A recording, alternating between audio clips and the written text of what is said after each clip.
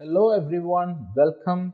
In this video, we are going to discuss about the advent of Europeans because if you look at the Indian history, Europeans played an important role in the consolidation of power and also they have contributed immensely towards the formulation of Indian constitution.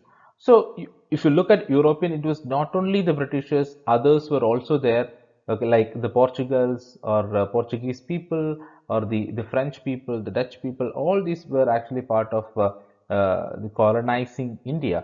So let us understand about the advent of Europeans in a very short format. So these are the important topics we are going to discuss. One is regarding the Vasco da Gama. He belonged to the Portuguese Empire or the Portuguese, the country called Portugal. And then the English East India Company. Then comes the Battle of Plassey. So very, very important. So basically we are going to discuss about two important the European powers. One is the Portuguese and then the English. Okay. Vasco da Gama. Vasco da Gama is very important. Why? Because he is the first person who actually came to India from Europe. Okay, the first person. It was in the year 1498 CE. He came to India. The Portuguese were the first Europeans to come to India and the last ones to leave. So very important because they were ruling the Goa, the region Goa, and after independence only they left India. So after we have actually consolidated or we acquired the territory called Goa. After that only they left India. The Portuguese left India. That is why it is mentioned that they were the first Europeans to come to India and the last ones to leave India. He first sailed from Europe to India through the Africa's Cape of Good Hope, and Gama sailed from Lisbon, Portugal in July 1497, and he arrived at Calicut on the Malabar coast. Especially if you talk about the particular place in which he reached, that is, he reached at Kapad on May 20th, 1498. Very, very important date. And the first Portuguese fort was established at Cochin. Okay, very, very important. The first Portuguese fort was established at Cochin, and in the year 1530, Goa is declared as the capital of Portuguese in India. So the Goa was declared as the capital of Portuguese people in India, and that is what happened also. That is why they left. They were the last ones to leave India because we acquired Goa after our independence only. So this is regarding the Portuguese people. They were the first one to reach India from Europe. Then comes the English East India Company. So it is not only English East India Company. The other companies like the French company was also there. The French were also having their own territories in different parts of the country, and they were in constant conflict. The Britishers and the French people were in constant conflict to acquire more territories in the Indian territory. So English East India Company was a private company which actually formed or which was actually founded in the year 1600 based on the Royal Charter. It was on the year 1600 on December 31st. Okay, it was founded in the year 1600 December 31st based on the Royal Charter. Formed by Queen Elizabeth I, she granted the charter to a group of London merchants. That's how the English East India Company formed, and they were allowed to trade with India. They were allowed to come to India and trade with the Indian people.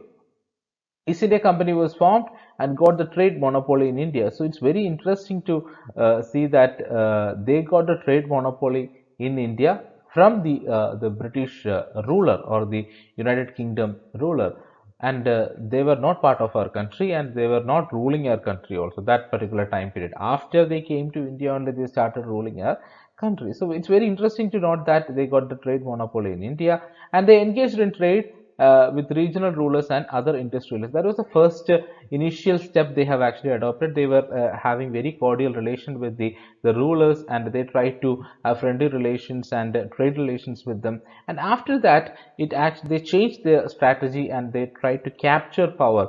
They wanted to consolidate more power because they understood that this is the right place for them to establish their rule and also to make more profit out of their the business or the trade.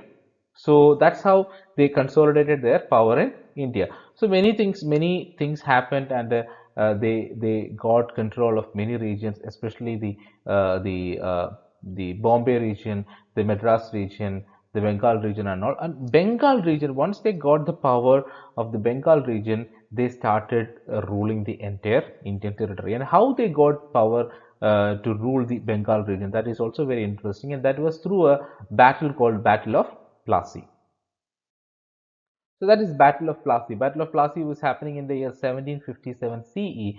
The battle fought on 23rd June 1757. Okay, so who are the participants? Who are actually participating in this particular battle? It was the Nawab of Bengal, that is Suraj ud and Robert Clive. Robert Clive was the representative or the commander of the British forces. They were in the war. They were engaged in war, but unfortunately, the Nawab of Bengal, the Suraj ud he was defeated, and he was defeated because there was a conspiracy happened during that time period, and the conspiracy was against Nawab included. The people who were involved in that conspiracy were Mir Jafar, that was, who was the commander-in-chief of the Nawab's army, then Omi Chand, a Bengal merchant, and a Jagat Seth, an influential banker. So these people and others, they also joined in the conspiracy, and that actually made the Nawab's forces weak, and he ultimately failed or defeated in the battle.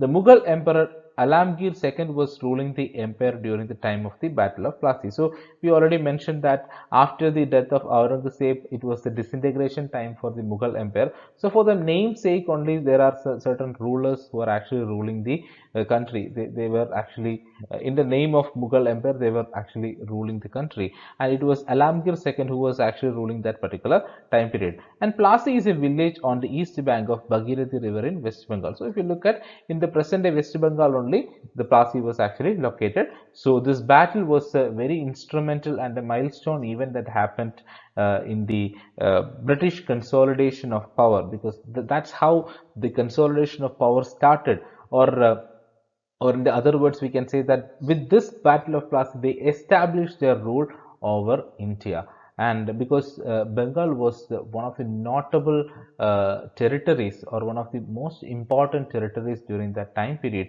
and when they have got power over to control the Bengal region, they considered it as the power to control the entire country, because already they were having control over the Madras region and the Bombay region. So they were the major provinces or presidents during that particular time period. So these are the major information regarding the advent of Europeans, especially the Portuguese, the French people, and also the Britishers, how the British East India Company was actually formed or founded, and what is the relevance of Battle of Plassey in their journey towards ruling the country.